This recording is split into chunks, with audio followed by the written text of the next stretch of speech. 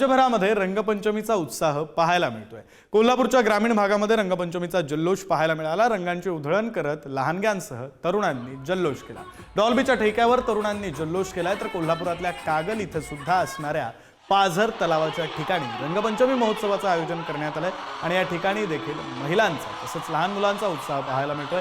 नाशकात रंगपंचमी जल्लोषात साजरी करण्यात आली। रहाड परिसरात मोठी गर्दी पाहायला मिळाली। पंढरपूर शहरातील यमाई ट्रॅकवर रंगपंचमीचा उत्साह मोठ्या प्रमाणावर दिसून आला, तर डीजेच्या तालावर मोठ्या प्रमाणावर तरुणाई थिरकताना दिसली। महाराष्ट्राचं कुलदैवत जेजुरीच्या खंडोबा मंदिरात रंगपंचमी साजरी करण्यात आली, तर रंगपंचमी निमित्त कुलदैवत खंडोबा मंदिरात पहाटेच्या पूजेवेळी विविध रंगांच्या पंचामृतानं देवाला अभिषेक घालण्यात आला। तसंच मंदिरातील सर्व मूर्तींना विविध रंग लावून रंगपंचमी साजरी करण्यात आली।